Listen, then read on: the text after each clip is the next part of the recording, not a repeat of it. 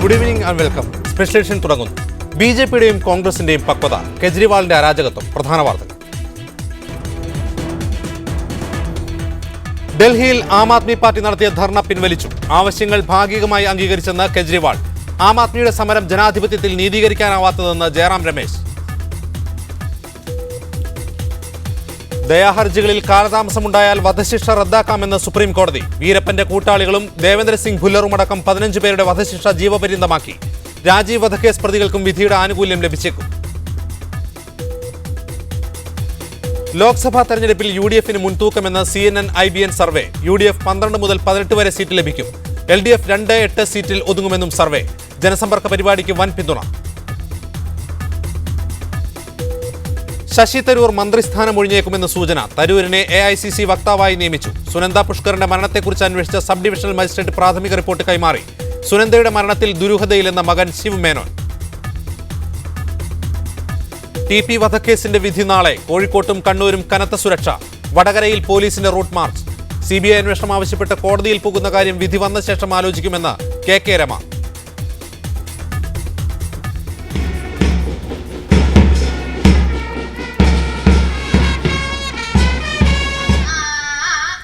സംസ്ഥാന സ്കൂൾ കലോത്സവത്തിൽ തൃശൂർ 1ാം സ്ഥാനത്ത്. പാലക്കാടും കോഴിക്കോടും തൊട്ടുപിന്നിൽ. ആം ആദ്മി പാർട്ടി ഡൽഹിയിൽ നടത്തിയ ധർണ പിൻവലിച്ചു. ആവശ്യങ്ങൾ ഭാഗികമായി കേന്ദ്രം അംഗീകരിച്ച സാഹചര്യത്തിലാണ് സമരം അവസാനിപ്പിച്ചതെന്ന് കെജ്രിവാൾ പറഞ്ഞു. വിവരങ്ങളുമായി ഡൽഹിയിൽ നിന്ന് ലിജോ വർഗീസ് ചേരുന്നു. ലിജോ, എന്തൊക്കെ ധാരണയുടെ പുറത്താണ് ഇന്ന് സമരം അവസാനിപ്പിച്ചത്?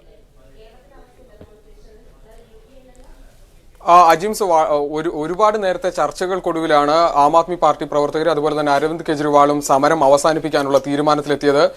പ്രധാനമായും നേരത്തെ കഴിഞ്ഞ ദിവസം നിയമമന്ത്രി സോംനാഥ് ഭാരതിയോട് വളരെ മോശമായി പെരുമാറിയ പോലീസുകാർക്കെതിരെ നടപടിയുണ്ടാവും, അവരോട് എത്രയും പെട്ടെന്ന് നിർബന്ധിത അവധിയിൽ പ്രവേശിക്കാനുള്ള നിർദ്ദേശം കേന്ദ്ര സർക്കാർ നൽകിയിരിക്കുന്നു. ഇതാണ് പ്രധാനമായും ഇന്ന് ആം ആദ്മി പാർട്ടി നേതാക്കൾക്ക് അരവിന്ദ് കെജ്രിവാളിനും ലഭിച്ച ഉറപ്പ്.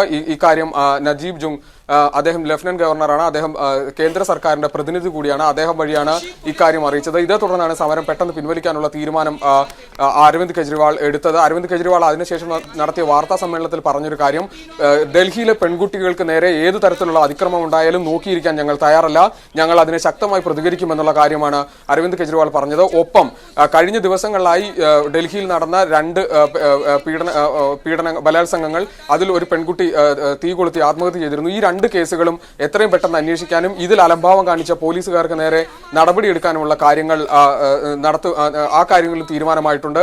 ഒപ്പം അരവിന്ദ് കെജ്രിവാൾ മറ്റൊരു പ്രധാനപ്പെട്ട കാര്യം പറഞ്ഞത്, ഇപ്പോൾ കേന്ദ്ര സർക്കാരിന്റെ കീഴിലാണ് ഡൽഹി പോലീസ് ഉള്ളത്. ഡൽഹി പോലീസിനെ സംസ്ഥാന സർക്കാരിന്റെ കീഴിൽ കൊണ്ടുവരുന്ന കാര്യം സജീവ പരിഗണനയിലാണ്. അക്കാര്യത്തിൽ കുറിച്ച് വീണ്ടും ചർച്ചകൾ നടക്കും എന്നുള്ള കാര്യമാണ് ഇപ്പോൾ അറിയിച്ചിരിക്കുന്നത്. നേരത്തെ വൈകുന്നേരമായപ്പോഴേക്കും 2ാം ദിവസത്തിലേക്ക് കടന്ന ആം ആദ്മി പാർട്ടിയുടെ ധർണയിൽ വലിയ രീതിയിലുള്ള പ്രശ്നങ്ങളുണ്ടായിരുന്നു.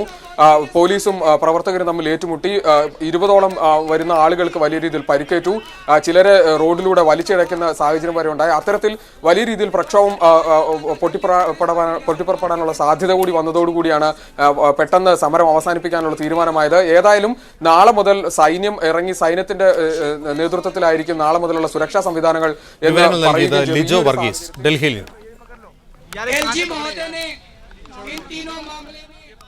ഈ വിഷയത്തിൽ പ്രതികരിക്കാൻ കോൺഗ്രസിന്റെ ഷാനിമോൾ ഉസ്മാൻ ആലപ്പുഴയിൽ നിന്ന് ചേരുന്നു. ആം ആദ്മി പാർട്ടിയുടെ വക്താവ് അഡ്വക്കേറ്റ് ഹാരിലാൽ കൊച്ചിയിൽ നിന്ന്, അഡ്വക്കേറ്റ് PS ശ്രീധരൻപിള്ള BJP നേതാവ്, അദ്ദേഹം കോഴിക്കോട്ട് നിന്ന് ഈ ചർച്ചയിൽ പങ്കെടുക്കും. ആദ്യം ഷാനിമോൾ ഉസ്മാനിലേക്ക്. ഷാനിമോൾ ഉസ്മാൻ, ഇന്ന് അരവിന്ദ് കെജ്രിവാൾ നടത്തിയ ധർണയ്ക്കെതിരെ BJPയും കോൺഗ്രസും ഒരേ സ്വരത്തിൽ രംഗത്ത് വന്നു. അരവിന്ദ് കെജ്രിവാൾ അനാർക്കിസ്റ്റാണ്, അരാജകവാദിയാണ് എന്നായിരുന്നു കോൺഗ്രസിന്റെയും BJPയുടെയും ആരോപണം. ഒരു പുതിയ രാഷ്ട്രീയത്തിനെതിരെ, ആ പുതിയ രാഷ്ട്രീയത്തിന്റെ സമരരീതിക്കെതിരെ എന്തുകൊണ്ടാണ് പരമ്പരാഗത രാഷ്ട്രീയ കക്ഷികൾ ഇത്രമാത്രം അസഹിഷ്ണുക്കളാവുന്നത്? അത് അങ്ങനെ ഒരു അസഹിഷ്ണുത എന്ന് കോൺഗ്രസിൻ്റെയും BJPയുടെയും നിലപാടിനെ തള്ളിപ്പറയുന്നത് ശരിയല്ല എന്നാണ് എൻ്റെ അഭിപ്രായം. ഇത് അരാജകവാദം, ഇത് അരവിന്ദ് കെജ്രിവാൾ തന്നെ പറഞ്ഞിട്ടുണ്ട്, താൻ ഒരു അരാജകവാദിയാണ്. ഇത് ഷിൻഡെയുടെ ഓഫീസിലേക്ക് കൂടി പടർത്താനാണ് എത്തിയിരിക്കുന്നത് എന്നുള്ള ഒരു പ്രസ്താവന ഒരു പത്രത്തിൽ കാണുകയില്ല. ഇതിൻ്റെ ശരിയും സത്യവും അസത്യവും ഒന്നും എനിക്കറിയില്ല.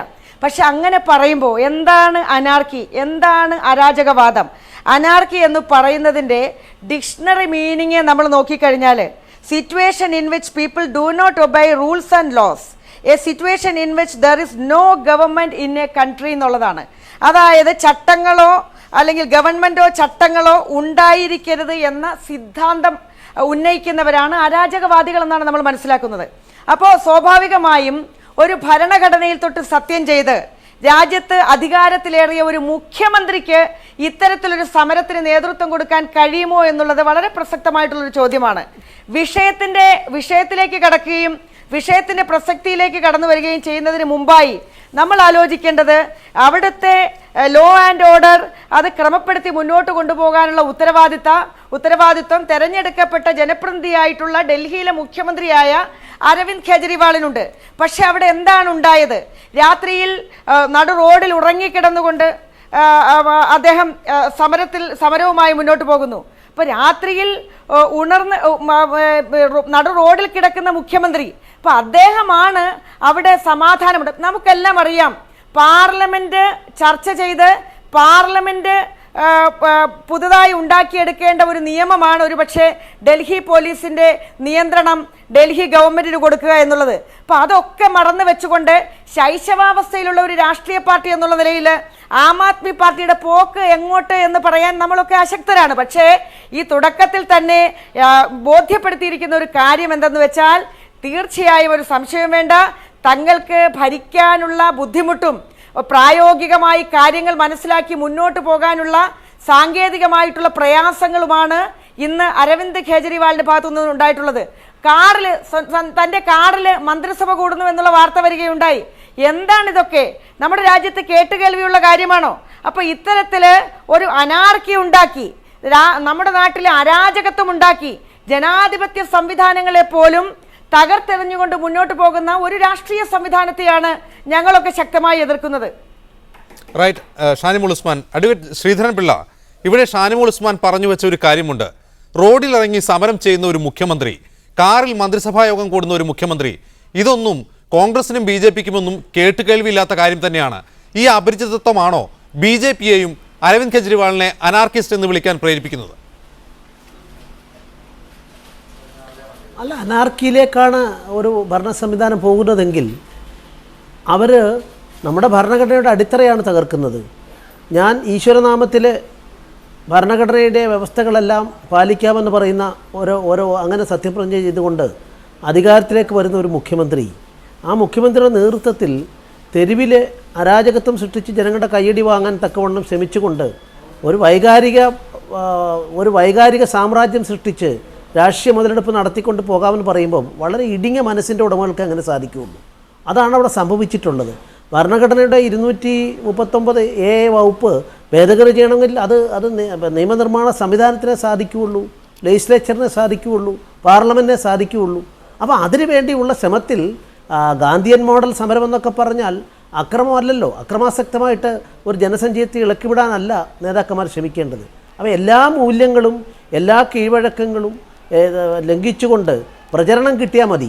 കാരണം ഈ രാജ്യത്ത് ശാന്തമായി സമാധാനമായി സമരം ചെയ്യുന്ന ഒന്നിനും വാർത്താ മാധ്യമങ്ങളുടെ ശ്രദ്ധ കിട്ടാറില്ല. അതൊരു യാഥാർത്ഥ്യമാണ്.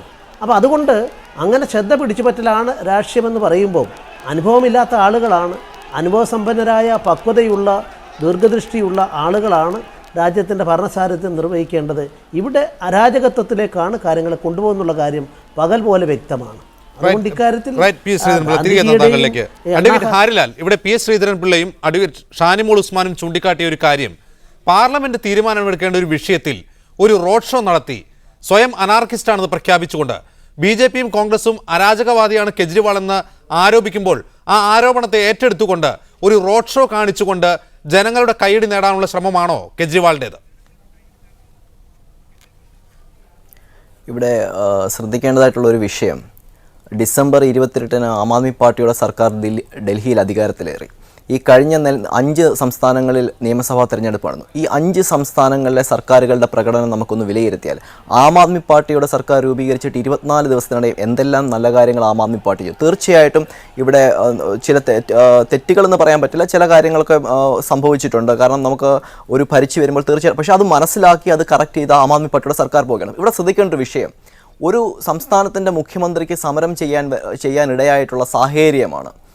ഒരു പ്രദേശത്ത് ഡ്രഗ് മാഫിയയും സെക്സ് റാക്കറ്റും ഭയങ്കരമായിട്ടുള്ള രീതിയിൽ നിയമവിരുദ്ധമായിട്ടുള്ള കാര്യങ്ങൾ ഏർപ്പെടുകയും ആ സ്ഥലത്തെ സമീപവാസികളും റെസിഡൻസ് അസോസിയേഷനുമൊക്കെ നിരന്തരമായിട്ട് പരാതി നൽകുമ്പോൾ ഡൽഹി പോലീസ് യാതൊരുവിധ നടപടിയെടുക്കുകയും ചെയ്യാത്തൊരവസരത്തിൽ അവിടുത്തെ നിയമമന്ത്രിയായിട്ടുള്ള ശ്രീ സോംനാഥ് ഭാരതി അവിടെ സന്ദർശിക്കുകയും ഡൽഹി പോലീസിനോട് നിയമവിരുദ്ധമായിട്ടുള്ള കാര്യങ്ങൾ നേരിൽ കണ്ട് മനസ്സിലാക്കിയതിനു ശേഷം അവരോട് നടപടിയെടുക്കാൻ ആവശ്യപ്പോൾ അവർ വിമുഖത കാട്ടുകയും വിമുഖത കാട്ടി അഴിമതിക്കാരെന്ന് പൂർണ്ണ ബോധ്യമുള്ള ഈ പോലീസ് ഉദ്യോഗസ്ഥർക്കെതിരെ നടപടിയെടുക്കാൻ കേന്ദ്ര ആഭ്യന്തര മന്ത്രാലയത്തിനോട് ആവശ്യപ്പെട്ടപ്പോൾ അദ്ദേഹത്തിൻ്റെ ഭാഗത്തു നിന്ന് യാതൊരുവിധമായിട്ടുള്ള നടപടികളും ഉണ്ടാക്കാത്ത ഒരു പശ്ചാത്തലത്തിലാണ് ആം ആദ്മി പാർട്ടിയുടെ ഡൽഹി മുഖ്യമന്ത്രിക്ക് സമരം ചെയ്യേണ്ട ഒരു സ്ഥിതിവിശേഷം ഉണ്ടായത്. തീർച്ചയായിട്ടും ഇന്ത്യൻ രാഷ്ട്രീയം മാറുകയാണ്. ഇവിടെ ഇപ്പോൾ പറഞ്ഞു അനുഭവ സമ്പത്തില്ലായ്മയുടെ പ്രശ്നമാണെന്ന്. അനുഭവ സമ്പത്തുള്ള രാഷ്ട്രീയ പ്രസ്ഥാനങ്ങൾ ഭരിക്കുന്ന മറ്റ് 4 സംസ്ഥാനങ്ങളെക്കാട്ടും വളരെയധികം കാര്യക്ഷമമായും അതീവ വേഗതയിൽ ഫയലുകൾ നീങ്ങുകയും മറ്റും ചെയ്യുന്നത് ഡൽഹിയിലാണ്. സെക്കൻഡ് വെച്ചിട്ടാണ് അവിടുത്തെ ഡൽഹിയിലെ മന്ത്രിമാർ പണിയെടുക്കുന്നത്. ഡൽഹിയിലെ കൊടും തണുപ്പിൽ വേണമെങ്കിൽ അദ്ദേഹത്തിന് സുഖമായിട്ടിരിക്കായിരുന്നു ഡൽഹി മന്ത്രിമാർക്കെല്ലാം. അദ്ദേഹം തെരുവിൽ ഈ കൊടും തണുപ്പിൽ സമരം ചെയ്യുകയും രാത്രിയിൽ ജനങ്ങളുമായിട്ട് സംവദിച്ച് അവിടുത്തെ പ്രശ്നങ്ങൾക്ക് പരിഹാരമുണ്ടാക്കാൻ ശ്രമിക്കുകയും ചെയ്യേണ്ടത് ശരിക്കും അഭിനന്ദിക്കുകയല്ലേ വേണ്ടത്? അഡ്വക്കേറ്റ് ഹാരിലാൽ, പാർലമെന്റ് തീരുമാനമെടുക്കേണ്ട ഒരു വിഷയത്തിൽ തെരുവിൽ പ്രക്ഷോഭമായി ഇറങ്ങുന്ന ഒരു മുഖ്യമന്ത്രി അവസാനം ഒരു ഒത്തുതീർപ്പ് ചർച്ച, ആ പോലീസുകാർ, ആരോപണ വിധേയരായ പോലീസുകാർ നിർബന്ധിത അവധിയിൽ പ്രവേശിക്കുമെന്ന ഒരു ഒത്തുതീർപ്പിന്മേൽ സമരം പിൻവലിച്ചിട്ട് ഇത് ജനങ്ങളുടെ വിജയമാണെന്ന് പറയുന്നു. യഥാർത്ഥത്തിൽ ഇത് വരുന്ന ലോക്സഭാ തെരഞ്ഞെടുപ്പ് മുന്നിൽ കണ്ടുകൊണ്ടുള്ള ഒരു രാഷ്ട്രീയ സ്റ്റണ്ട് മാത്രമാണ് എന്ന് ആരോപിച്ചാൽ അതിനെ നിഷേധിക്കാനാകുമോ? ഇത് ഡൽഹി മുഖ്യമന്ത്രി ഈ സമരം ചെയ്യുന്നതിന് മുമ്പ് ആഭ്യന്തരമന്ത്രിയോട് ആവശ്യപ്പെട്ടപ്പോൾ അദ്ദേഹത്തിന് ചെയ്യാമായിരുന്നല്ലോ. അങ്ങനെയാണ് ഈ സമരത്തിന്റെ ആവശ്യം തന്നെ ഇല്ലായിരുന്നല്ലോ. സമരം ചെയ്യേണ്ട യാതൊരുവിധ സാഹചര്യം വരുമായിരുന്നില്ല. അദ്ദേഹം നടപടി എടുത്തിരുന്നെങ്കിൽ ആ പോലീസുകാർക്ക് എതിരെ. റൈറ്റ്, തിരികെ താങ്കൾ അഡ്വക്കേറ്റ് ഷാനിമോൾ ഉസ്മാൻ, അഡ്വക്കേറ്റ് ഹാരിലാൽ ചൂണ്ടിക്കാട്ടുന്നത് പ്രസക്തമായ ഒരു കാര്യമാണ്. ഡൽഹി പോലെ തന്ത്രപ്രധാനമായ രാജ്യതലസ്ഥാനത്ത് ക്രമസമാധാന നില പാലിക്കുന്നതിൽ ഡൽഹി പോലീസ് നിരന്തരം പരാജയപ്പെടുന്നു. ഡൽഹി പോലീസിന് ഇത്തരത്തിൽ മുമ്പേ തന്നെ ഒരു ട്രാക്ക് റെക്കോർഡുണ്ട് പല വിഷയങ്ങളും. ഏറ്റവും ഒടുവിൽ താങ്കളുടെ പാർട്ടിക്കാരിയായ ഷീലാ ദീക്ഷിത് ഡൽഹി ഭരിച്ചുകൊണ്ടിരിക്കുമ്പോൾ നടന്ന ഡൽഹി കൂട്ടബലാത്സംഗം, ആ ബലാത്സംഗ സമയത്ത് ഷീലാ ദീക്ഷിത് തന്നെ അന്നത്തെ പോലീസ് കമ്മീഷണർ നീരജ് കുമാറിനെതിരെ രംഗത്ത് വന്നിരുന്നു. ഇത് വളരെയധികം നാളുകളായി തുടരുന്ന ഒരു കാര്യമാണ്. ഇക്കാര്യത്തിലൊരു മാറ്റം വേണമെന്ന് നിരന്തരം ആവശ്യപ്പെട്ടിട്ടും നടപടി ഉണ്ടാവാത്തതിനെ തുടർന്നുള്ള ജനകീയ രോഷമാണെന്ന് തെരുവിൽ കണ്ടത്. അത്തരം ജനകീയ രോഷത്തോട് കേന്ദ്ര സർക്കാർ പ്രതികരിക്കേണ്ടത് ഇങ്ങനെയായിരുന്നു. ഞാൻ പറയട്ടെ, ഇതിനകത്ത് സമരം ചെയ്യാൻ ആർക്കും അധികാരമുണ്ട്. മുഖ്യമന്ത്രിക്കുണ്ട്, പ്രധാനമന്ത്രിക്ക് പോലും ഒരു വ്യക്തി എന്നുള്ള നിലയിൽ സമരം ചെയ്യാനുള്ള അധികാരമുണ്ട്. പക്ഷേ അതിൻ്റെ പരിധി വിടുക. ഞാൻ ചോദിക്കട്ടെ, ഈ കേജ്രിവാൾ എന്ന് പറയുന്ന വ്യക്തി മുഖ്യമന്ത്രിയാകുന്നതിന് മുമ്പ് അദ്ദേഹം ഒരു NGO പ്രവർത്തകൻ എന്നുള്ള നിലയിൽ സമരവുമായി പോയത് എവിടെയാണ്? ഡൽഹിയിൽ എവിടെയാണ് സമരം നടത്തുന്നത്? ഇവിടുത്തെ ദേശീയ രാഷ്ട്രീയ പ്രസ്ഥാനങ്ങൾ അടക്കമുള്ളവർ പലപ്പോഴും സമരരംഗത്ത് പ്രതിപക്ഷത്ത് ഇരിക്കുമ്പോഴും അല്ലാത്തപ്പോഴും ഒക്കെ സമരവുമായി കടന്നു വരുമ്പോൾ ജന്തർ മന്തർ വരെ എന്നുള്ളത് ഇവിടെ ശ്രീ MM ഹസൻ കഴിഞ്ഞ ഒരു 2 ആഴ്ചയ്ക്ക് മുമ്പ് കേരളത്തിൽ തന്നെ ഒരു ഉപവാസ സമരം നടത്തുകയുണ്ടായി. അതൊരുപക്ഷെ അത് തന്നെ ഒരു രാഷ്ട്രീയമായ ഒരു വിഷയമായിട്ടല്ല, മറിച്ച് ഒരു പൊതുരംഗ പ്രസക്തിയുള്ള ഒരു കാര്യമായിട്ട് എടുത്തുകൊണ്ട് അതിനെ സംബന്ധിച്ച് സംസ്ഥാന നിയമസഭയിൽ ചർച്ച നടത്തുമെന്നുമൊക്കെ ഉള്ള ഒരു വലിയ അഭിപ്രായ പ്രകടനങ്ങളൊക്കെ ഉണ്ടാവുകയുണ്ടായി. കാരണം സമരം ചെയ്യുന്നത് എവിടെ വരെ എത്തണം? ഇപ്പൊ ഡൽഹിയിൽ ഒരു കീഴ്വഴക്കമുണ്ട്. ഡൽഹിയിലെ കീഴ്വഴക്കം അനുസരിച്ച് അത് കോൺഗ്രസ് സമരം ചെയ്താലും BJP സമരം ചെയ്താലും CPM സമരം ചെയ്താലും അവരൊക്കെ ജന്തർ മന്തർ വരെയാണ്, അല്ലെങ്കിൽ ജന്തർ മന്തറിലാണ് സമരം ചെയ്യുന്നത്. അത് അണ്ണാ ഹസാരെ ചെയ്താലും ജന്തർ മന്തറിലാണ് ചെയ്യുന്നത്. ഡൽഹിയിലെ മുഖ്യമന്ത്രിയായി കഴിഞ്ഞപ്പോൾ അധികാരം തന്റെ കയ്യിൽ വന്നു എന്ന് കണ്ടപ്പോൾ അധികാരത്തിന്റെ വാള് അത് ദുരുപയോഗം ചെയ്തുകൊണ്ടാണ് ആ പരിധി വിട്ടുകൊണ്ട് സമരത്തിലേക്ക് കടന്നു വന്നത്. ഇഷ്ടമുള്ള രീതിയിൽ ആർക്കും ഇവിടെ രാഷ്ട്രീയ പ്രവർത്തനം നടത്താനുള്ള അധികാരമുണ്ട്, അവരുടെ അഭിപ്രായങ്ങൾ തുറന്നു പറയാനുള്ള അധികാരമുണ്ട്. ഇവിടെ സൂചിപ്പിച്ചതുപോലെ പോലീസിന്റെ നിയന്ത്രണവുമായി ബന്ധപ്പെട്ട് ഒട്ടേറെ നാളുകളായി പലതരത്തിലുള്ള അഭിപ്രായങ്ങളുണ്ട്. പക്ഷേ അതിനെ സംബന്ധിച്ച് ശക്തമായ ആവശ്യങ്ങൾ നിലനിൽക്കുമ്പോഴും രാഷ്ട്രീയ പാർട്ടികൾ അതിനെ സംബന്ധിച്ച് എനിക്ക് പറയാനുള്ളത് രാഷ്ട്രീയ പാർട്ടികൾ കൂടിയാലോചിച്ചുകൊണ്ട് അത് പാർലമെന്റിൽ അത് സംബന്ധിച്ചുള്ള നിയമം കൊണ്ടുവരണം. വ്യക്തമായിട്ട് തന്നെ ശ്രീ ഷിൻഡെ പറഞ്ഞിട്ടുണ്ട്. അത് അരവിന്ദ് കെജ്രിവാളിന്റെ പാർട്ടിക്ക് എത്രയും പെട്ടെന്ന് ചെയ്യാവുന്ന ഒരു കാര്യമാണ്. അവരൊരു രാഷ്ട്രീയ പ്രസ്ഥാനം എന്നുള്ള നിലയിൽ ദേശീയ രാഷ്ട്രീയ പ്രസ്ഥാനങ്ങളെയൊക്കെ പിന്നിലാക്കി മുന്നേ ഓടുന്നു എന്ന് പറയുമ്പോൾ നിങ്ങൾ തെരഞ്ഞെടുപ്പിൽ നിന്ന് ജയിച്ച് ഭൂരിപക്ഷം ഉണ്ടാക്കി പാർലമെന്റിൽ വന്ന ഒരു നിയമം കൊണ്ടുവന്ന് പാസ്സാക്കിക്കൊണ്ട് ഇത്തരത്തിൽ അതിന് പരിഹാരം ഉണ്ടാക്കാൻ നോക്കൂ. അതല്ലേ ചെയ്യേണ്ടത്. അതിന് പകരമായി സാധാരണക്കാരായ ആളുകളെ മുഴുവൻ ഈ തണുപ്പത്ത് റോഡിലേക്ക് കൊണ്ടുവന്ന് ഞങ്ങൾ ഇവിടെ സമരം ചെയ്യുന്നു എന്ന് പറഞ്ഞുകൊണ്ട് ഒരു തരത്തിൽ വ്യക്തി കേന്ദ്രീകൃതമായിട്ടുള്ള ഒരു സമരം നടത്തിക്കൊണ്ട് ഒരു തരത്തിലുള്ള ഭരണകൂട ഭീകരതയാണ് അരവിന്ദ് കെജ്രിവാൾ കഴിഞ്ഞ മണിക്കൂറുകളിലായി ഡൽഹിയിൽ സൃഷ്ടിച്ചതെന്ന് പറയാൻ ഞാൻ ആഗ്രഹിക്കുന്നു. റൈറ്റ്. അഡ്വക്കേറ്റ് ഷാനിമോൾ ഉസ്മാൻ, തിരികെ താങ്കളിലേക്ക്. അഡ്വക്കേറ്റ് PS ശ്രീധരൻപിള്ള, വെങ്കയ്യ നായിഡു ചൂണ്ടിക്കാട്ടിയത് അരവിന്ദ് കെജ്രിവാളിന്റെ വ്യക്തിപരമായ ഒരു സവിശേഷതയാണ് ഈ അരാജകത്വം എന്നാണ്. കാരണം അദ്ദേഹം IRS ഉദ്യോഗസ്ഥനായിരുന്നപ്പോൾ പോലും നിയമം പാലിക്കുന്ന കാര്യത്തിൽ ഒട്ടും കാർക്കശ്യമുണ്ടായിരുന്നില്ല. നിയമലംഘനമായിരുന്നു അദ്ദേഹത്തിന്റെ സ്വഭാവമെന്ന് പറയുന്നു. യഥാർത്ഥത്തിൽ നമുക്കറിയാം അരവിന്ദ് കെജ്രിവാൾ നിയമം ലംഘിച്ചത് ഭരണകൂടത്തിന്റെ പിന്നാമ്പുറങ്ങളിൽ നടക്കുന്ന കാര്യങ്ങൾ വെളിച്ചെടുത്തു കൊണ്ടുവന്നാണ്. അത്തരം പ്രവർത്തനങ്ങളെയാണ് നിയമലംഘനം, അരാജകത്വം എന്ന് പറയുന്നതെങ്കിൽ ഇപ്പോൾ നടന്ന സമരം ജനങ്ങൾക്ക് വേണ്ടി അദ്ദേഹം ആളുകളെ മൊബൈലൈസ് ചെയ്തുകൊണ്ട് ഈ പറഞ്ഞ ഷാനിമോൾ ഉസ്മാൻ ചൂണ്ടിക്കാട്ടിയ തണുപ്പത്ത ആളുകളെ മൊബൈലൈസ് ചെയ്ത് തെരുവിലേക്ക് ഇറക്കുകയാണ് ചെയ്തത്. യഥാർത്ഥത്തിൽ ഇത്തരത്തിലുള്ള സമരവും പ്രക്ഷോഭവുമല്ലേ ഒരു നിയമനിർമ്മാണത്തിനോ നിയമ ഭേദഗതിക്കോ പാർലമെന്റിനെ പ്രേരിപ്പിക്കേണ്ടത്? താങ്കൾ അദ്ദേഹത്തിൻ്റെ ഉദ്യോഗ സംവിധാനത്തിലുള്ള കാലത്തെ കാര്യത്തെപ്പറ്റി പറഞ്ഞു. ഞാൻ വ്യക്തിപരമായിട്ട് ഒരാളെ പറ്റി പറയാൻ ഇഷ്ടപ്പെടുന്നയാളല്ല. പക്ഷേ ഹിന്ദുവിൽ ഇന്നലെ വന്ന കാര്യം താങ്കൾ വായിക്കേണ്ടതായിരുന്നു. അദ്ദേഹം ജോലിയിലിരുന്ന അവസരത്തിന് ഗൾഫിൽ പോയി അന്നേരം ഗ്യാരണ്ടി ആയിട്ടുള്ള തുക സർക്കാരിലേക്ക് അങ്ങനെ പോകുമ്പോൾ അടയ്ക്കാതെ ഒരു പാവം മനുഷ്യനെ ഗതികേടിലാക്കിക്കൊണ്ട് നിയമലംഘനം നടത്തി അയാളെ കുത്തുവാള ഇടിപ്പിച്ച കാര്യത്തെ സംബന്ധിച്ച് ഇന്നലത്തെ ഹിന്ദുവിലുണ്ട്. അപ്പോൾ നിയമലംഘനത്തിൻ്റെ ചരിത്രം പറയുന്ന ആളിനെ സംബന്ധിച്ചിടത്തോളം ഹിന്ദുവിൽ വന്ന വാർത്ത ഞാൻ താങ്കളുടെ ശ്രദ്ധയിൽ കൊണ്ടിരുന്നുള്ളൂ. അതുകൊണ്ട് വ്യക്തിപരമായ അദ്ദേഹത്തെ പറ്റി ഒന്നും ഞാൻ പറയാൻ ആഗ്രഹിക്കുന്നില്ല. പക്ഷേ ഇത് ശരിയല്ല. എന്താ സത്യപ്രതിജ്ഞയുടെ മർമ്മം എന്താ? വ്യവസ്ഥാപിതമായ പ്രതിപക്ഷത്ത് നമുക്ക് സമരം ചെയ്യാം, മറ്റുള്ളവർക്ക് സമരം ചെയ്യാം, തെരുവിലിറങ്ങാം. ഒരു മുഖ്യമന്ത്രിയായിട്ടൊരാൾ ചുമതലയേൽക്കുമ്പോൾ അദ്ദേഹം ചെയ്യുന്നത് വ്യവസ്ഥാപിതമായ മാർഗത്തിലൂടെ ഞാൻ അതിന് ശ്രമിക്കും, അതിനെൻ്റെ സമയം ചെലവഴിക്കുമെന്നാണ്. അതുകൊണ്ടാണ് ഇപ്പോൾ ഒരു അഭിഭാഷകനാണെങ്കിൽ അഭിഭാഷക വൃത്തി നിർത്തിവെച്ചിട്ട് വേണം മുഖ്യമന്ത്രിയാകാൻ, മന്ത്രിയാവാൻ, ഓഫീസ് ഓഫ് പ്രോഫിറ്റ് ആകാൻ. അങ്ങനെ ചെയ്യുന്ന ഒരാൾ എന്നിട്ട് അതെല്ലാം ചെയ്തതിന് ശേഷം ഇവിടെ തെരുവിലിറങ്ങിയിട്ടാണ് കാര്യങ്ങൾ ചെയ്യുന്നതെങ്കിൽ ഞാൻ പറഞ്ഞു വരുന്നു, ഇന്ത്യയിൽ ഒരുപാട് അനീതികളുണ്ട്. ഈ അനീതികൾ മാറ്റിയെടുക്കാൻ വ്യവസ്ഥാപിത മാർഗത്തിന് വേണ്ടി ശ്രമിക്കേണ്ട ആളുകളാണ് അത്തരം ആളുകൾ. അല്ലെങ്കിൽ അദ്ദേഹം മന്ത്രിസ്ഥാനം രാജിവെച്ചുകൊണ്ട് എനിക്കിത് സാധിക്കുന്നില്ല, ഞാനിതിന് ഇറങ്ങുമെന്നാണ്. പിന്നെ കോൺഗ്രസ് ഇപ്പോൾ അതിന് പിന്തുണ കൊടുക്കുന്ന ആൾക്കാർ ഇവിടെ ഭീകരതയാണെന്ന് പറയുന്ന അവസരത്തിൽ അതിൻ്റെ വാസ്തവത്തിൽ അതിൻ്റെ വിരോധാഭാസവും അപഹാസ്യതയും നമ്മൾ മനസ്സിലാക്കേണ്ടതായിട്ടുണ്ട്. ഞാനൊരു കാര്യം പറയാൻ ആഗ്രഹിക്കുന്നു.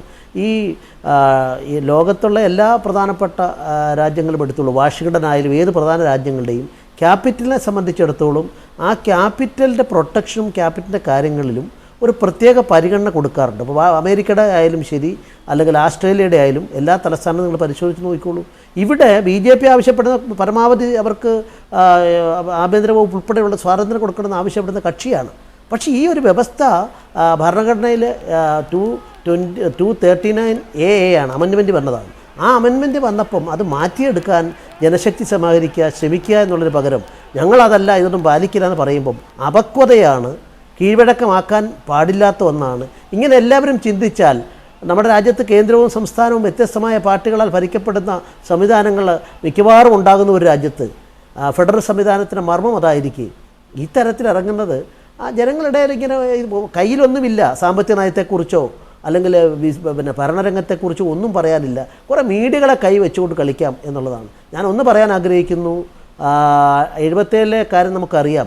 മീഡിയകൾ ഉണ്ടാക്കുന്ന വെച്ചിട്ടൊന്നുമല്ല ഇന്ത്യയിലെ ജനങ്ങൾ വോട്ട് ചെയ്യുന്നത്. അങ്ങനെയായിരുന്നെങ്കിൽ മീഡിയകളായിരുന്നെങ്കിൽ ഇന്ത്യയിൽ BJPക്ക് അധികാരത്തിൽ വരാൻ സാധിക്കുമായിരുന്നു. ഏതെങ്കിലും ഒരു BJP കേരളത്തിൽ ഇന്ത്യയിൽ അധികാരത്തിൽ വരുന്നത് പറഞ്ഞിട്ടുണ്ടോ? ഞങ്ങൾ 2004 ജയിച്ചു 2 സീറ്റുകളിൽ, ലക്ഷദ്വീപിലും ഇവിടെയും വാജ്പേയിക്ക് വേണ്ടിയിട്ട്. ആരെങ്കിലും പ്രവചിച്ചതാണോ? അതുകൊണ്ട് മീഡിയകളെ നമ്മൾ മാനിക്കാം. ഡൽഹി തെരഞ്ഞെടുപ്പിൽ ജയിച്ച് അധികാരത്തിലേറിയ ആം ആദ്മി പാർട്ടിക്ക് ജനങ്ങളോടുള്ള ചില വാഗ്ദാനങ്ങൾ നിറവേറ്റേണ്ടതായിട്ടുണ്ട്. നമുക്കറിയാം തലസ്ഥാന നഗരിയുടെ ആഭ്യന്തര കാര്യങ്ങൾ ഡൽഹി പോലീസ് വഴിയാണ്. ഡൽഹി പോലീസിന്റെ നിയന്ത്രണം അല്ലെങ്കിൽ ഡൽഹി പോലീസിന്റെ അക്കൗണ്ടബിലിറ്റി പാർലമെന്റിനോടാണ്. ഡൽഹി പോലീസിനുള്ള ബഡ്ജറ്റ് കയറ്റുന്നത് പാർലമെന്റാണ്. അപ്പോൾ ഇക്കാര്യത്തിൽ അഭിപ്രായ ഭിന്നതകൾ ഉടലെടുക്കുമ്പോൾ ജനങ്ങളോടുള്ള വാഗ്ദത്ത പാലനം ആം ആദ്മി പാർട്ടിയുടെ നേതൃത്വത്തിലുള്ള സർക്കാരിന് ഒരു ബാധ്യതയായി മാറുന്നു. യഥാർത്ഥത്തിൽ ഇത്തരത്തിലുള്ള ബാധ്യത നിറവേറ്റാൻ വേണ്ടി കൂടിയല്ലേ, ഈ ഒരു നിയമനിർമ്മാണത്തിലേക്ക് അല്ലെങ്കിൽ നിയമ ഭേദഗതിയിലേക്ക് കേന്ദ്രത്തെ പ്രേരിപ്പിക്കാൻ വേണ്ടിയല്ലേ ഇന്ന് സമരം നടന്നത്? യഥാർത്ഥത്തിൽ BJPയുടെ നിലപാടെന്താണ് ഇക്കാര്യത്തിൽ? ഡൽഹി പോലീസിന്റെ അധികാരം ഡൽഹി സംസ്ഥാനവും കേന്ദ്രവും പങ്കിട്ട് വഹിക്കണം എന്ന ഒരു നിർദ്ദേശത്തെ BJP പിന്തുണയ്ക്കുമോ? അല്ല, BJPയുടെ നിലപാട് വളരെ വ്യക്തമാണല്ലോ. കഴിയുന്നത്ര പരമാവധി അവിടെ പോലീസ് സംവിധാനം ഉൾപ്പെടെയുള്ളത് അവിടുത്തെ ഡൽഹിയിലെ ജനങ്ങൾക്ക് കൊടുക്കണമെന്നാണ്. പക്ഷേ ഇവരുടെ പക്വതയില്ലായ്മ കാണുന്ന അവസരത്തിൽ ഞാൻ ആശങ്കപ്പെടുകയാണ്. ഇപ്പോൾ ഇന്നലെ തന്നെ അതിൻ്റെ ഏറ്റവും ഉന്നതനായ ഒരു നേതാവിനെ സംബന്ധിച്ച് നമ്മൾ കേട്ടത് എന്താ? കേരളക്കാർ, കറുത്തവർ, സൗന്ദര്യമില്ലാത്തവർ. അപ്പോൾ സൗന്ദര്യമില്ലാത്ത കറുത്ത ആൾക്കാർക്ക് സൗന്ദര്യമില്ലെങ്കിൽ ദക്ഷിണേന്ത്യക്കാരിലെ ബഹുഭൂരിപക്ഷം ആൾക്കാർക്ക് സൗന്ദര്യമുണ്ടാവില്ല. എത്രമാത്രം മോശമായിട്ടാണ് വംശീയമായിട്ട് അധിക്ഷേപിച്ചിട്ടുള്ളത്. അതേപോലെ തന്നെ നമ്മൾ ഓരോ സംഭവങ്ങളും എടുത്തു നോക്കിക്കൊള്ളൂ. 90% അവിടെയുള്ള ഡൽഹിക്ക് നമ്മുടെ ഇന്ത്യയുടെ എല്ലാ ഭാഗത്തു നിന്നും ആളുകൾ പഠിക്കാൻ വേണ്ടി ചെന്ന് എത്തിപ്പെടുന്ന സ്ഥലമാണ്. ഈ രാജ്യത്തിൻ്റെ പൊതുസ്വത്താണത്. ആ പൊതുസ്വത്തായ പ്രദേശത്ത് 90% സീറ്റുകളിലും ഡൽഹിയിലുള്ള ആൾക്കാർക്ക് കൊടുക്കാമെന്ന് പറയുമ്പം പ്രാദേശിക ഭാരത്തിൻ്റെ അടിസ്ഥാനത്തിൽ ജനങ്ങളെ ഇക്കിളിപ്പെടുത്തി നേട്ടമുണ്ടാക്കാൻ സാധിച്ചേക്കാം. പക്ഷേ ഈ നാടിൻ്റെ വാസ്തവത്തിൽ ഐക്യത്തിൻ്റെ ആ ആത്മാവിനെ ആണ് കുത്തി അവർ മുറിവേൽപ്പിക്കുന്നത്. ഇത്തരം കാര്യങ്ങളോട് എങ്ങനെ യോജിക്കാൻ സാധിക്കുക? ഹാരിലാൽ, ഇവിടെ ശ്രീധരൻപിള്ള ചൂണ്ടിക്കാട്ടിയ കാര്യം പ്രസക്തമാണ്. കാരണം അനുഭവ പരിജ്ഞാനത്തിന്റെ അപര്യാപ്തത തന്നെയാണ് കെജ്രിവാളിന്റെ സമീപനങ്ങളിൽ, നിലപാടുകളിൽ കാണുന്നത് എന്ന് PS ശ്രീധരൻപിള്ള ചൂണ്ടിക്കാട്ടുന്നു. യഥാർത്ഥത്തിൽ പാർലമെന്റ് തീരുമാനിക്കേണ്ട ഒരു വിഷയം, പാർലമെന്റ് ചേർന്ന് നിയമ ഭേദഗതി നടത്തേണ്ട ഒരു വിഷയത്തിൽ തെരുവിൽ പ്രക്ഷോഭം നടത്തി ആ നിലപാട് സ്വീകരിപ്പിക്കാം എന്ന് കരുതുന്നത് രാഷ്ട്രീയ പക്വതയില്ലായ്മയല്ലേ? ഇവിടെ പക്വതയുള്ള വ്യവസ്ഥാപിത രാഷ്ട്രീയ പ്രസ്ഥാനങ്ങൾ ഭരിക്കുന്ന മറ്റ് സംസ്ഥാനങ്ങളിലെ കഴിഞ്ഞ തെരഞ്ഞെടുപ്പിന് ശേഷമുള്ള പ്രവർത്തനങ്ങളും ആം ആദ്മി പാർട്ടിയുടെ ഡൽഹി സർക്കാരിൻ്റെ കഴിഞ്ഞ 24 ദിവസത്തെ പ്രവർത്തനങ്ങൾ കൂടി ഒന്ന് വിലയിരുത്തുന്നു, ഒന്ന് കമ്പയർ ചെയ്ത് നോക്കൂ. എത്ര വേഗത്തിലാണ് ആം ആദ്മി പാർട്ടിയുടെ ഡൽഹി സർക്കാർ ചരിക്കുന്നത്. നിയമവിരുദ്ധമായിട്ടുള്ളൊരു കാര്യം ഒരു ജനപ്രതിനിധിയുടെ, ഒരു മന്ത്രിയുടെ മുന്നിൽ നടക്കുമ്പോൾ അദ്ദേഹത്തിന് വ്യവസ്ഥാപിതമായിട്ടുള്ള രീതിയിൽ അദ്ദേഹത്തിൻ്റെ നിയന്ത്രണത്തിലല്ലാത്ത ഡൽഹി പോലീസിനോട് ആവശ്യപ്പെടുവാൻ മാത്രമേ സാധിക്കുകയുള്ളൂ. ആ അദ്ദേഹത്തിൻ്റെ ആവശ്യം പൂർണ്ണമായിട്ടും നിരാകരിച്ചുകൊണ്ട് കൺമുന്നിൽ നടക്കുന്ന നിയമവിരുദ്ധമായിട്ടുള്ള കാര്യം ഒരു മന്ത്രി പറയുകയാണ്, ഒരു സംസ്ഥാനത്തിൻ്റെ മന്ത്രി പറയുകയാണ് നിങ്ങൾ അവിടെ പരിശോധിക്കൂ. പക്ഷേ അത് അദ്ദേഹത്തിൻ്റെ വാക്കുകൾ കേൾക്കാൻ കൂട്ടാക്കാതെ അങ്ങേയറ്റം ധാർഷ്ട്യത്തോടെ തിരിഞ്ഞു നടന്ന അവിടുത്തെ പോലീസ് ഉദ്യോഗസ്ഥർക്കെതിരെ നടപടിയെടുക്കണമെന്നാണ് സോംനാഥ് ഭാരതിയുടെ പ്രസ്താവനയിൽ അല്ലെങ്കിൽ ആ ആവശ്യങ്ങളിൽ വംശീയമായ ധ്വനികൾ ഉണ്ടായിരുന്നു എന്ന് പോലീസ് ഉദ്യോഗസ്ഥർ തന്നെ മൊഴി നൽകിയിട്ടുണ്ട്. മുഴുവൻ ആഫ്രിക്കക്കാരെയും പിടികൂടി തടവിലിടൂ എന്ന് ഒരു മന്ത്രി ആവശ്യപ്പെട്ടാൽ പോലും അത് അനുസരിക്കാൻ ചിലപ്പോൾ പോലീസ് ഉദ്യോഗസ്ഥർക്ക് വൈമുഖ്യമുണ്ടാകും. ഒരു പ്രദേശത്തെ ജനങ്ങൾ ആകപ്പാടെ എഴുതി റെസിഡൻസ് വെൽഫെയർ അസോസിയേഷനും എല്ലാം എഴുതി പോലീസ് കമ്മീഷണർക്കും ജനപ്രതിനിധികൾക്കും എല്ലാം പരാതികൾ നൽകുന്നു, നേരിട്ട് വന്ന് ആവശ്യപ്പെടുന്നു. ഇപ്പം നമ്മുടെയൊക്കെ കേരളത്തിൽ വളരെ സുഖകരമായിട്ടുള്ള അന്തരീക്ഷം, സമാധാനപരമായിട്ടുള്ള അന്തരീക്ഷമായിട്ട് അതിൻ്റെ ബുദ്ധിമുട്ടുകൾ മനസ്സിലാവുകയില്ല. പക്ഷേ നമ്മുടെയൊക്കെ ഒരു നെയ്ബർഹുഡിൽ വന്നിട്ട് ഡ്രഗ്സും സെക്സ് റാക്കറ്റും ഒക്കെ പ്രവർത്തിക്കുകയാണെങ്കിൽ നമ്മുടെയൊക്കെ കുടുംബങ്ങൾക്ക് അവിടെ വഴി നടക്കാൻ പറ്റാത്തൊരു സ്ഥിതി ഉണ്ടാകുന്ന ഒരു അവസ്ഥയിലാണ് അവിടെ മന്ത്രിക്ക് അവിടെ സന്ദർശിക്കേണ്ടി വന്നതും പോലീസുകാരുടെ നടപടിയെടുക്കാൻ ആവശ്യപ്പെടുകയും. ഇവിടെ പോലീസുകാരുടെ ഒത്തുകളി ഇല്ലാതെ അവിടെ ഒരു ഡ്രഗ് മാഫിയയും ഒരു സെക്സ് റാക്കറ്റിനും പ്രവർത്തിക്കാൻ സാധിക്കില്ല. അവിടെ ഡൽഹിയിൽ പറഞ്ഞു കേൾക്കുന്നതാണ് ഇവിടുത്തെ അവിടെ അവിടെ പരിശോധിക്കാൻ വന്ന SHO അദ്ദേഹം ഓട്ടോക്കാരിൽ നിന്നും തെരുവ് കച്ചവടക്കാരിൽ നിന്ന് ഈവൻ ഭിക്ഷക്കാരുടെ ചട്ടയിൽ നിന്ന് വരെ കൈയിട്ട് വരുന്ന ആളാണ്. അവിടെ ഇദ്ദേഹത്തെ പോലെയുള്ള ആൾക്കാർ അവിടെ വന്നിട്ട് ഈ സെക്സ് റാക്കറ്റും മയക്കുമരുന്ന് വിൽപ്പനക്കാരുമായിട്ടെല്ലാം കൂട്ടുകെട്ടുണ്ട് എന്നാണ് അതിൽ നിന്ന് മനസ്സിലാക്കുന്നത്. അദ്ദേഹത്തിനെതിരെ നടപടിയെടുക്കണമെന്ന് ആവശ്യപ്പെട്ടപ്പോൾ ആഭ്യന്തര മന്ത്രാലയം തയ്യാറാകാത്തൊരു സിറ്റുവേഷനിലാണ് ഇവിടെ വ്യവസ്ഥാപിത നടപടി ആണോ അല്ലയോ എന്നുള്ളത് നമ്മൾ ചർച്ച ചെയ്യപ്പെടേണ്ട വിഷയമാണ്. പക്ഷെങ്കിൽ ഡൽഹി ഗവൺമെന്റിന്റെ തലപ്പത്തിരിക്കുന്ന ആൾക്കാർക്ക് സമരം ചെയ്യേണ്ട ഒരു സ്ഥിതിവിശേഷം ഉണ്ടായത്. തിരികെ എത്താം. അഡ്വക്കേറ്റ് ഷാനിമോൾ ഉസ്മാൻ, ഇവിടെ ഡൽഹി പോലീസിനെ പറ്റി നിരന്തരം പരാതികൾ ഉയരുന്നുണ്ട്. ഈ പരാതി ഇന്നും ഇന്നലെയും തുടങ്ങിയതല്ല, മുൻ സർക്കാരുകൾ, ഡൽഹി ഭരിച്ച സർക്കാരുകൾ നിരന്തരമായി ഉന്നയിക്കുന്ന പരാതിയാണിത്. 2012 ഡൽഹി പോലീസിന്റെ സ്പെഷ്യൽ സെല്ലിന്റെ കൺവിക്ഷൻ റേറ്റ് എന്ന് പറയുന്നത് 30%. കോടതിയിൽ എത്തിയിട്ടുള്ള 70% കേസുകളിൽ തെളിവില്ലാത്തതിനാൽ സ്പെഷ്യൽ സെൽ ഉന്നയിച്ച കേസുകളെല്ലാം വിട്ടയക്കപ്പെടുകയാണ് ചെയ്തിട്ടുള്ളത്. ഇത്തരത്തിൽ വളരെ കുറഞ്ഞ നിലവാരം പുലർത്തുന്ന, വളരെ പുവർ പെർഫോമൻസ് നടത്തുന്ന ഒരു ഡൽഹി പോലീസ് വിഷയത്തിൽ കേന്ദ്രം ഭരിച്ച സർക്കാരുകൾ പുലർത്തിയ അനാസ്ഥ, അവർ അതിനോട് പുലർത്തുന്ന അക്കൗണ്ടബിലിറ്റിയിൽ കൃത്യമായ മോണിറ്ററിംഗ് നടത്താത്ത വിഷയത്തിൽ ഒരു ജനങ്ങളിലുള്ള പ്രതിഷേധത്തെ റെപ്രസെന്റ് ചെയ്യുകയാണ് യഥാർത്ഥത്തിൽ അരവിന്ദ് കെജ്രിവാൾ ഇന്ന് ചെയ്തത്. അതിനെയാണ് താങ്കളുടെ പാർട്ടി അരാജകത്വം എന്ന് വിളിക്കുന്നത്. അതിന് മുമ്പ് ശ്രീ ശ്രീധരൻപിള്ള ഇതിനോട് പറഞ്ഞതിൻ്റെ കൂട്ടത്തിൽ പറഞ്ഞൊരു കാര്യത്തിന് മറുപടി കൂടി പറയാൻ ഞാൻ ആഗ്രഹിക്കുന്നു. ഡൽഹിയിൽ കോൺഗ്രസ് പിന്തുണ നൽകുന്നു എന്നുള്ളത് കൊണ്ട് കോൺഗ്രസിന് അരവിന്ദ് കെജ്രിവാൾ നടത്തുന്ന ഇത്തരത്തിലെ ജനാധിപത്യ വിരുദ്ധ പ്രവർത്തനങ്ങളുടെ ഉത്തരവാദിത്വം ഏറ്റെടുക്കാൻ കഴിയില്ല. എന്തുകൊണ്ടാണ് കോൺഗ്രസ് AAPക്ക് പിന്തുണ നൽകിയത് എന്നുള്ളതിനെ സംബന്ധിച്ച് നമ്മൾ തന്നെ ഒരുപാട് ചർച്ചകൾ നടത്തി കഴിഞ്ഞിരിക്കുന്നു. എന്തുകൊണ്ടാണ് അത് തന്നെ ഒരു അരാജകത്വം ഒഴിവാക്കാൻ, അതല്ലെങ്കിൽ ഒരു ഭരണതലത്തിലുള്ള ഒരു നമ്മുടെ ഭരണസ്ഥിരാകേന്ദ്രമായിട്ടുള്ള ഡൽഹിയിൽ ഒരു ഭരണമില്ലാത്ത അവസ്ഥ ഒഴിവാക്കുന്നതിന് വേണ്ടിയിട്ട് ഒരു പിന്തുണ നൽകിയപ്പോഴും അവർ വെച്ചിട്ടുള്ള കണ്ടീഷനുകൾ പാലിക്കണമെന്ന് വ്യക്തമായി സൂചന നൽകിക്കൊണ്ടാണ് ഈ ഭരണത്തിന് പിന്തുണ നൽകിയിട്ടുള്ളത്. അതല്ലാതെ കോൺഗ്രസ് AAP കാണിക്കുന്ന എല്ലാ വൃത്തികേടുകൾക്കും ന്യായീകരിക്കാമെന്നുള്ള ഉത്തരവാദിത്വം ഏറ്റെടുത്തിട്ടില്ല. ഇത് ഇപ്പോൾ മാഫിയകളെ ആർക്കാണ് യോജിക്കാൻ കഴിയുന്ന മാഫിയകളോട്? അത് സെക്സ് റാക്കറ്റ് ആയാലും അത് ഏത് തരത്തിലുള്ള മാഫിയകളാണെങ്കിലും അതിനെ ശക്തമായി എതിർക്കണം. പോലീസിന്റെ ഭാഗത്ത് ഇവിടെ ഹാരിലാലിന് എന്തോ പറയാനുണ്ട്. ഹാരിലാൽ പറയൂ. ഈ ആം ആദ്മി പാർട്ടി നടത്തുന്ന ജനാധിപത്യ വിരുദ്ധമായിട്ടുള്ള പ്രവർത്തനങ്ങളോട് യോജിക്കാൻ കഴിയില്ലെന്ന് ശ്രീമതി ഷാലിമാൻ ഉസ്മാൻ പറഞ്ഞു. പക്ഷേ ആം ആദ്മി പാർട്ടിയുടെ സർക്കാർ കഴിഞ്ഞ കാലത്തെ ഡൽഹി ഗവൺമെൻറ്റിൻ്റെ പല ജനാധിപത്യ വിരുദ്ധമായിട്ടും അഴിമതി നടത്തിയിട്ടുള്ള പല കാര്യങ്ങളിലും അന്വേഷണം ഉടൻ തന്നെ ആരംഭിക്കാൻ പോവുകയാണ്. അന്ന് ഈ പിന്തുണ അവർ നൽകുമോ ഇല്ലയോ എന്നൊന്നും നമുക്ക് ആം ആദ്മി പാർട്ടിക്ക് യാതൊരുവിധ ഉറപ്പുമില്ല. നൽകിയാലും ഇല്ലെങ്കിൽ ഈ നടപടികളുമായിട്ട് ആം ആദ്മി പാർട്ടി മുന്നോട്ട് പോവുക തന്നെ ചെയ്യും. അതുപോലെ തന്നെ അഴിമതിക്കാരായിട്ടുള്ള പല നേതാക്കന്മാരും പല ബിസിനസ് ഒക്കെ കാണാൻ പോവുകയാണ് എന്താണ് ആം ആദ്മി പാർട്ടി ഡൽഹിയിൽ ചെയ്യാൻ പോകുന്നതെന്ന്. റൈറ്റ്, ഷാനിമോൾ പറയൂ. ഇതിപ്പോൾ ഹാരിലാൽ പറയുന്നത് പിന്തുണ പിൻവലിക്കുന്ന കാര്യവും അല്ലെങ്കിൽ അടുത്ത വരാനിരിക്കുന്ന തെരഞ്ഞെടുപ്പിൻ്റെ കാര്യം അതെല്ലാം അവിടെ മാറ്റിവെക്ക്. തെരഞ്ഞെടുക്കപ്പെട്ട് അധികാരം കൊടുത്ത് നിങ്ങൾ ഭരിക്കുക എന്ന് പറഞ്ഞുകൊണ്ടാണ് കോൺഗ്രസ് പിന്തുണ നൽകിയിരിക്കുന്നത്. അപ്പോൾ ഭരിക്കാൻ വേണ്ടി വന്ന ആളുകൾ, ഇപ്പം ഞാൻ ചോദിക്കട്ടെ, ഈ ബാരിക്കേഡുകളൊന്നും ഇല്ലെങ്കിൽ നേരെ അരവിന്ദ് കെജ്രിവാൾ ഇന്ത്യയുടെ പാർലമെന്റിലേക്ക് കടന്നു ചെല്ലുമോ? പ്രധാനമന്ത്രിയുടെ ഓഫീസിലേക്ക് കടന്നു ചെല്ലുമോ?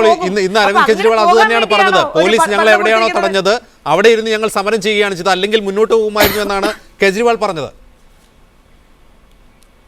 ഞാൻ പറഞ്ഞില്ല, അത് തന്നെ ഏറ്റവും അപക്വമായിട്ടുള്ള ഒരു പരാമർശമല്ലേ? നമ്മളൊന്ന് ആലോചിച്ച് നോക്കൂ. ഇതിലെ രാഷ്ട്രീയം ഒഴിവാക്കുക. PS ശ്രീധരൻപിള്ള, രാഷ്ട്രീയം ഒഴിവാക്കുക. ഡൽഹി പോലെ ദേശീയ തലസ്ഥാനത്ത് യഥാർത്ഥത്തിൽ കേന്ദ്രവും സംസ്ഥാന സർക്കാരും ചേർന്നുള്ള ഒരു ആഭ്യന്തര ഭരണമല്ലേ കൂടുതൽ ഉചിതം? അതല്ലേ ഇത്തരത്തിലുള്ള ക്രമസമാധാന പ്രശ്നങ്ങളെക്കുറിച്ചുള്ള പരാതികൾ ഇല്ലാതാക്കാനുള്ള ഏറ്റവും ഉചിതമായ മാർഗം? വളരെ ചുരുക്കി. ഈ രാജ്യത്ത് കേജ്രിവാളിന് പറ്റിയൊരു അടിസ്ഥാനപരമായ തെറ്റ്, നമ്മുടെ സുപ്രീം കോടതിയും ഇന്ത്യയിലെ ഒരു പോലീസ് കമ്മീഷൻ ഇന്നുവരെ ഉണ്ടായിട്ടുള്ളൂ. അതിൻ്റെ എല്ലാ ശുപാർശകളും ഏതാണ്ട് 2007 അൾട്ടിമേറ്റം തന്നെ കൊടുത്തിട്ടുള്ളതാണ്, പോലീസ് സ്വതന്ത്രമാകണമെന്ന്. അപ്പോൾ പോലീസ് ഞങ്ങളുടെ കൂടി നിയന്ത്രണത്തിൽ വേണം, അല്ലെ കേന്ദ്രത്തിൻ്റെ നിയന്ത്രണത്തിൽ വേണം, സംസ്ഥാന നിയന്ത്രണത്തിൽ വേണമെന്ന് പറയുന്നത് രാജ്യത്തെ നിയമത്തിനെതിരാണ്. സുപ്രീം കോടതി അൾട്ടിമേറ്റം കൊടുത്ത ഇന്ത്യയിലെ ജനങ്ങൾ ആഗ്രഹിക്കുന്ന ഒന്നാണ്. അതുകൊണ്ടാണ് ഡൽഹി പോലീസിന് മാത്രമല്ല ഇന്ത്യയിലെ എല്ലാ സംസ്ഥാനങ്ങളിലെ പോലീസും രാഷ്ട്രീയ നുഖത്തിന് കീഴിൽ നിന്നും മോചിതരായി സ്വതന്ത്രരാകണമെന്നുള്ളതാണ് ഏറ്റവും ആവശ്യമായിട്ടുള്ള. ഒരു സംസ്ഥാനം അത് ചെയ്യാറില്ല, അത് വേറൊരു പ്രശ്നം. പക്ഷേ അതുകൊണ്ട് ഞങ്ങളുടെ നിയന്ത്രണത്തിൽ വേണം എന്ന് പറയുന്ന കാര്യം നമ്പർ 1 തെറ്റ്. രണ്ടാമത് അദ്ദേഹം, ഞാൻ ചോദിക്കട്ടെ, ഇപ്പം സെക്യൂരിറ്റി വേണ്ട, അദ്ദേഹത്തിന് ഞാൻ ചോദിക്കട്ടെ, അന്താരാഷ്ട്ര തീവ്രവാദികൾ ഇന്ത്യയെ കവർന്നെടുത്തുകൊണ്ട് ഇന്ത്യ വേണ്ട ആത്മവിശ്വാസം തകർക്കാൻ നടക്കുന്ന ഒരു ശ്രമം. ഇപ്പോൾ ബോംബെയിലെ അറ്റാക്ക് എന്തിനു വേണ്ടിയാണ്? ഇന്ത്യയുടെ ആത്മവിശ്വാസം തകർക്കാനാണ്. അപ്പോൾ അങ്ങനെയുള്ള ഒരു രാജ്യത്ത് എനിക്ക് സെക്യൂരിറ്റി വേണ്ട, അദ്ദേഹത്തെ തട്ടിക്കൊണ്ട് പോയാൽ നാളെ ഇപ്പം എന്താ പറയേണ്ടത്? അപ്പോൾ ഞാൻ ചോദിക്കട്ടെ, ഒരു പുരപ്പുറത്ത് കയറിയിട്ട് ഒരു ബിൽഡിങ്ങിൻ്റെ മുകളിൽ കയറിയിട്ട് ഞാൻ താഴോട്ട് ചാടുമെന്ന് പറഞ്ഞാൽ അത് ധൈര്യമല്ല, സാഹസികതയാണ്. പക്വതയില്ലാത്തവരാണ്. എനിക്ക് ഇപ്പോൾ ഇവിടെ പറഞ്ഞതുപോലെ വംശീയമായിട്ടുള്ള ആക്ഷേപങ്ങൾ ഉന്നയിച്ചുകൊണ്ട് കുമാർ ബിശ്വാസിനെ പോലെയുള്ള AAP നേതാക്കന്മാർ രംഗത്ത് വന്നിരിക്കുന്നു. പിന്നെ ഞാൻ മറ്റൊരു കാര്യം ഹാരിലാലിനോടും AAPയോടും ചോദിക്കാം. ആദ്യത്തെ 2 ദിവസം കേജ്രിവാളും കൂട്ടരും മന്ത്രിമാരും ഒക്കെ മെട്രോ ട്രെയിനിലാണ് ഭരണസ്ഥിരാ കേന്ദ്രത്തിലേക്ക് കടന്നു വന്നത്. ഇപ്പം തുടർന്നും അങ്ങനെ തന്നെയാണോ? അപ്പോൾ ഇതൊക്കെ ജനങ്ങളുടെ കണ്ണിൽ പൊടിയിടാനുള്ള ചില മാജിക്കുകൾ കാണിച്ചു നോക്കുന്നു എന്നുള്ളതിൽ കവിഞ്ഞ് സമയത്തിനും കാലത്തിനുമൊക്കെ ഉചിതമായി പ്രവർത്തിച്ചുകൊണ്ട് നിയമത്തിന്റെ പരിധിക്കുള്ളിൽ നിന്നുകൊണ്ട് പ്രവർത്തിക്കാൻ കഴിയണം. ഭരണഘടനയെ അനുസരിക്കാൻ കഴിയണം. ഈ രാജ്യത്തെ ഓരോ പൗരനും ഭരണഘടനയെ അനുസരിക്കാനുള്ള ബാധ്യതയുണ്ട്. പ്രത്യേകിച്ച് ഒരു മുഖ്യമന്ത്രി എന്നുള്ള നിലയിൽ അവിടെയുള്ള ആളുകളെ പ്രകോപിപ്പിച്ച് സമരം ചെയ്ത് അവർക്കെതിരെ അവിടെ പ്രകോപനം സൃഷ്ടിച്ചുകൊണ്ട് അടിപിടി ഉണ്ടാക്കി പിന്നോട്ട് മാറുക ഷാനിമോൾ ഉസ്മാൻ, PS ശ്രീധരൻപിള്ള, അഡ്വക്കേറ്റ് ഹാരിലാൽ ഈ ചർച്ചയിൽ പങ്കെടുത്തതിന് പ്രതികരിച്ചതിന്. സ്പെഷ്യൽ എഡിഷൻ പൂർണ്ണമാകുന്നു. Good bye and good night.